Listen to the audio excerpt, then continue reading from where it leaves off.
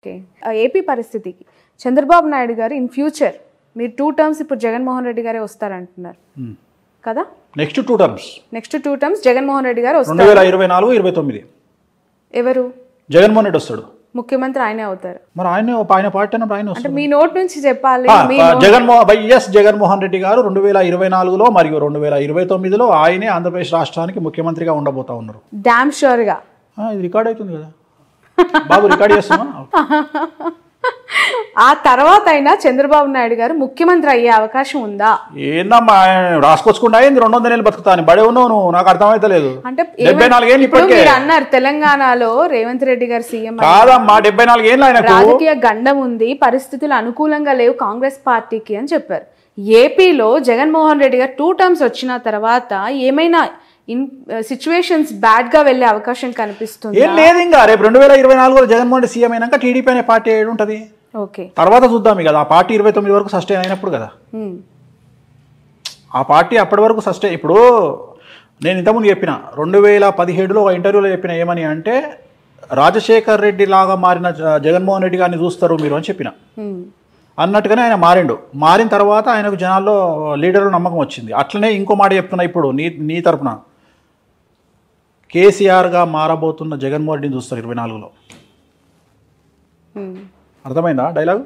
Okay, control చేస్తాడు, okay, అందరినీ control చేస్తాడు. సో ఇంకా తిరుగులే జగన్మోహన్. స్థానబలం ఏంటంటే స్థానబలం. మేము తెలంగాణలో ఉన్నాం కాబట్టి ఆంధ్రలో మమ్మల్ని ఏం చేస్తారు అని చాలా మంది అనుకుంటారు. కానీ బట్ కుటుంబానికి సంబంధించి పదే పదే మాట్లాడుతూ ఉన్న వాళ్ళకి అంటే ఇంపాక్ట్ ఏ విధంగా ఉంటుంది అంటారు? ఈ ఎలక్షన్స్ టైంలో చెల్లి షర్మిల గారు తెలంగాణకు వచ్చేసారు, తల్లి గౌరవ అధ్యక్షురాలుగా రాజీనామా చేశారు, ఇప్పుడు ఆయనతో భార్య ఉన్నారు భారతి గారు. పరోక్షంగా సపోర్ట్ చేసినా కూడా ఆమె ప్రత్యక్ష రాజకీయాలకు వచ్చే అవకాశం ఉందంటారు? లేదమ్మా, లేదు, రారు. ఓకే, ఆ నెసిటీ లేదు వాళ్ళకి. వాళ్ళ ఫ్యామిలీకి అవసరం ఏముంది? ఇప్పుడు సరే, ఇప్పుడు షర్మిల ఫైటింగ్ ఇంకోటో అవన్నీ వ్యక్తిగతమైన అంశాలు. ఇప్పుడు తెలంగాణలో నాకు తెలిసిన ఫ్యామిలీ ఉంది. అన్న టీఆర్ఎస్లో ఉన్నాడు, తమ్ముడు బీజేపీలో ఉన్నాడు, వాళ్ళ పెద్దన్న కాంగ్రెస్లో ఉన్నాడు. వాళ్ళు అనామకులు కాబట్టి వాళ్ళ గురించి మాట్లాడుకోము.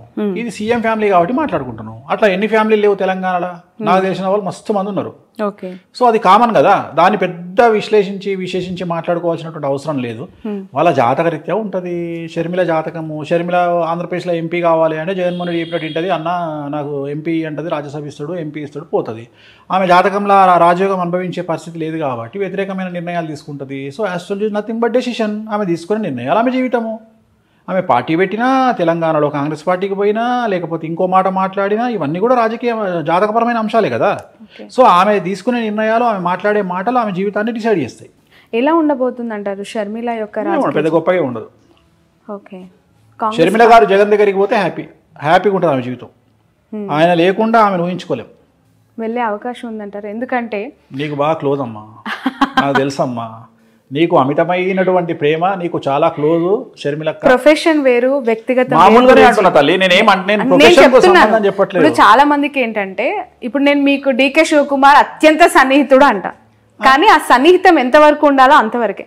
షర్మిలమ్మ గారు పార్టీ పెట్టినప్పటి నుంచి టిల్ టుడే ప్రతి ఒక్క పొలిటికల్ యాక్టివిటీ పైన నా కవరేజ్ ఉంది. అండ్ ఒక మహిళ, ఇప్పుడు కల్వకుంట్ల కవిత గారు అవ్వచ్చు, ఇటు మన షర్మిల గారు అవ్వచ్చు. ఇప్పుడు షర్మిల గారి గురించి మనం ఇప్పుడు కాదు, పార్టీ పెట్టిన రోజు నుండి మాట్లాడుకున్నాం. నేను ఎప్పుడైనా పాజిటివ్ గా మాట్లాడినా? మొత్తం ఎరగదీస్తుంది అని చెప్పిన, 1% ఇంపాక్ట్ కూడా ఉండదని చెప్పిన. నిజమైంది కదా. నేనేం మాటలు మార్చట్లేదు కదా. మీరు ఆ రోజు కూడా నువ్వు ఆమె దగ్గర ఇంటర్వ్యూ తీసుకొని వచ్చిన మరుక్షణం నేను చెప్పిన ఏముండదు తల్లి, అంత నార్మలే ఉంటుంది పరిస్థితి అని చెప్పిన. అంతే తప్ప నేనేం గొప్పగా మాట్లాడాను. అంతలాగా ఒక పాదయాత్ర, నిజంగానే చెప్పాలి, ఒక మహిళగా ఆమె చేసిన పాదయాత్రని నేను కల్లారా చూసిన వ్యక్తిగా కష్టం వేరు, చాలా చాలా బాధపడ్డాను ఆ రోజు. ఎందుకు అంటే పక్క రాష్ట్రంలో అన్న సీఎం గా ఉన్నారు, ఇక్కడ ఒక మహిళ ఒంటరిగా ఎందుకు ఈ పరిస్థితి వచ్చింది?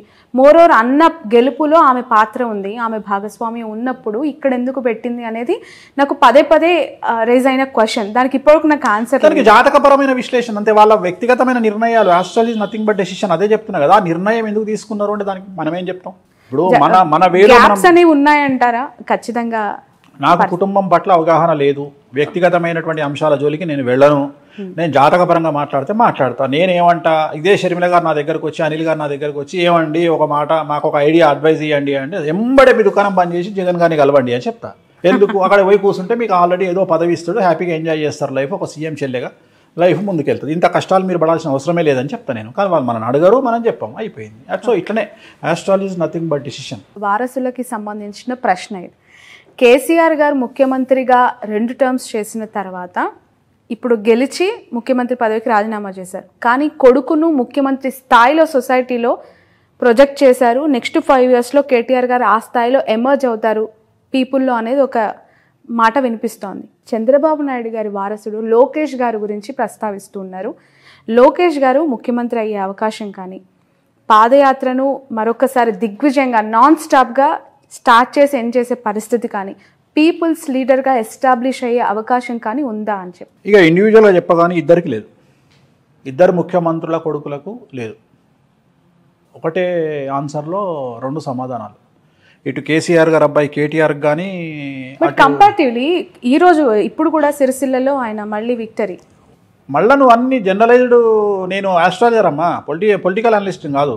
పొలిటికల్ ఆస్ట్రాలజర్ అనొచ్చు కదా. పొలిటికల్ ఆస్ట్రాలజర్ అను, కానీ పొలిటికల్ అనలిస్ట్ కాదు. పొలిటికల్ ఆస్ట్రాలజర్గా చెప్పండి. ఇప్పుడు 3 సార్లు ఆయన ఎమ్మెల్యేగా గెలిచారు, దిగ్విజయంగా మంత్రి పదవులు అనుభవించారు. ఇప్పుడు సరే ఓకే ప్రతిపక్షంలో కూర్చుంటారు, వేరే విషయం. కానీ నారా లోకేష్ గారికి సంబంధించి అసలు ఎమ్మెల్యేగా గెలుస్తారా అనే ప్రశ్నకు ఆన్సర్ ఏంటి? ఎమ్మెల్యే గెలవచ్చు, అది పెద్ద విషయం ఏం కాదు. ముఖ్యమంత్రి కాలేరు, ఆయన జీవితంలో ముఖ్యమంత్రి అయ్యే యోగం లేదు. ఏంటి ఆయన జాతకం ప్రకారం? రావు మార్గదర్శ నడుస్తుంది 2024 వరకు. ఎలక్షన్లో రావు మార్గదర్శలో ఉంటారు. ఈ ఎలక్షన్లో ముఖ్యమంత్రి అయ్యే యోగం లేదు. ఎట్లాగో లేదు. మీరు 2 టర్మ్స్ జగన్మోహన్ రెడ్డి అన్నారు.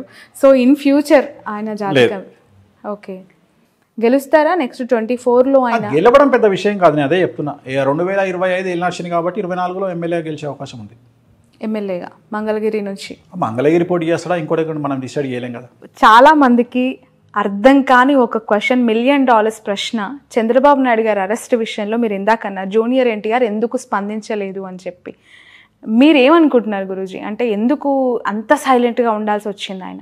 తన కెరియర్ మీద తనకున్న నమ్మకం, తనకు రాజకీయంగా కంటే సినిమా ఇండస్ట్రీ పరంగా తనకున్న నమ్మకం, ప్లస్ తిరుమల తిరుపతి దేవాలయంలో నేను వాళ్ళ అమ్మగారు కూర్చొని మాట్లాడినప్పుడు నన్ను ఒక ప్రశ్న అడిగారు ఆవిడ. ఎన్టీ రామారావు బర్త్ విషయంలో, జూనియర్ ఎన్టీఆర్ బర్త్ విషయంలో ఒక పెద్ద సమస్య ఉంది, ఆ సమస్య తెలియకుండా మీరు మా వాడి జాతకాలు బాగా చెప్తున్నారు, ఎట్లా చెప్తున్నారు మీరు అని అడిగింది. ఆ సమస్య ఏందో నాకు తెలుసు తల్లి, ఇది సమస్య అని చెప్పిన. అనగానే షాక్ అయింది ఆమె. పెద్ద ఎన్టీఆర్ గారికి తప్ప, నాకు తప్ప, బాబుకి తప్ప, ముగ్గురికి తప్ప 4వ వ్యక్తికి తెలియదు, మీకు ఎట్లా తెలుసు అన్నది. నాకు తెలుసమ్మా అన్న నేను. ఆయనది మఖా నక్షత్రం, జూనియర్ ఎన్టీఆర్ది మఖా నక్షత్రం, జయలలితది కూడా మఖా నక్షత్రం, ప్లస్ ఆయన మంచి యోగంలో కూర్చుండు జూనియర్ ఎన్టీఆర్. కానీ ఆయన రాజకీయాల్లోకి రావడానికి టైం ఉంది. నేనే వాళ్ళ అమ్మతో అన్నది ఏంటంటే 2030 వరకు రాజకీయాల్లోకి రానియకండి బాబుని అని చెప్పిన. ఓకే, సో మీ సలహా అనమాట. నేను చెప్పింది అయితే వాళ్ళ అమ్మగారికి చెప్పిన మాట, తిరుమల దేవాలయంలో చెప్పిన మాట, హుండీ లెక్క పెడుతుంటే పక్కన నేను మాట్లాడింది, వైకుంఠ ద్వారం పక్కన కూర్చున్నప్పుడు దర్శనం అయిపోయిన తర్వాత ఆమెను ఆ దేవాలయంలో మాట్లాడిన సందర్భంలో 2030 వరకు జూనియర్ ఎన్టీఆర్ రాజకీయాల్లోకి రాకుంటే బాగుంటుంది, 29 ఎలక్షన్లకు అయితే వద్దు అంటే 29 ఎలక్షన్ల వరకు ఎన్టీఆర్ గారు రాజకీయ అరంగేట్రం చెయ్యరు, కన్ఫర్మ్. ఓకే వేణుస్వామి గారు, మనం చాలా చాలా జంటలు విడిపోవడానికి చూస్తున్నాం. పెళ్ళంటారు, వచ్చి పత్రిక ఇస్తారు, ఒక 6 నెలల తర్వాత విడాకులు అంటూ ఉంటారు. మీరు కూడా చాలా సెన్సేషనల్ న్యూసెస్ చెప్పారు వాటి పట్ల. ఎందుకు పెళ్ళిళ్ళు నిలబడట్లేదు? అవి పెద్దలు కుదిర్చిన వివాహమైనా, ప్రేమ వివాహమైనా, మీరు గతంలో చెప్పారు లాస్ట్ ఇంటర్వ్యూలో సమంత నాగ చైతన్య యాస్టిస్ జరిగిందని. ఇప్పుడు మళ్ళీ కొత్తగా మ్యారిటల్ లైఫ్లోకి వచ్చిన జంటలు చాలామంది కూడా విడిపోయారు. బట్ ఆఫ్ ద రికార్డ్ నాకు చాలా చెప్తూ ఉంటారు, కానీ కొన్ని సెలబ్రిటీ జాతకాలకి సంబంధించి ఏం చెప్తారు? ఉదాహరణ ఇంకొక సెన్సేషనల్ కపుల్తో తీసుకుందాం. సో కొత్తగా పెళ్ళైన లావణ్య త్రిపాఠి అండ్ వరుణ్ తేజ్. సో ఆ ఇద్దరు జాతకాల్లో గురువు శుక్రుడు నీచంగా ఉన్నాడు కాబట్టి నాకు తెలిసి వాళ్ళు కూడా రేపొద్దున ఫ్యూచర్లో కలిసి ఉండే అవకాశాలు లేవు.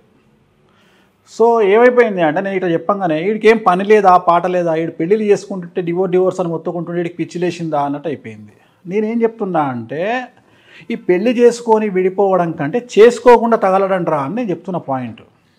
అంటే జాతకంలో ఉండే దోషాలను బేస్ చేసుకొని మాట్లాడతాను నేను మిగతా విషయాలు మాట్లాడా. అరేంజ్డ్ మ్యారేజ్ కానీ లవ్ మ్యారేజ్ కానీ 10 పెళ్లిలలో 8 పెళ్లిళ్ళు విచ్ఛిన్నమవుతున్నటువంటి సిచ్యువేషన్లో మనం ఉన్నాం. అందుకనే శాస్త్రం చెప్పేటప్పుడు దేశ కాలమాన పరిస్థితులు అంటాం మనం. తెలంగాణలో ఇండియాలో ఉన్న కుజదోషం అమెరికాలో ఉండదు, ఆఫ్రికాలో ఉండదు. సో దేశ కాలమాన పరిస్థితులను బట్టి జాతకాలు చెప్పాలి. సో మన దేశంలో కుజదోషం ఉంటుంది, శుక్రదోషం ఉంటుంది, లావణ్య త్రిపాఠికి గురుదోషం ఉంది, వరుణ్ తేజ్కు నాగదోషం ఉంది. కాబట్టి ఈ ఇద్దరి కుటుంబాల్లో ఒక ప్రముఖమైనటువంటి లేడీ ద్వారా, ఒక స్త్రీ మూలకంగా వీళ్ళిద్దరు విడిపోయే అవకాశం ఉంది. ఇవాళ చెప్తున్నాను నీకు. సో ఈ జాతకాన్ని మేము మొదలే అంచనా వేసి చెప్తాం. మీరు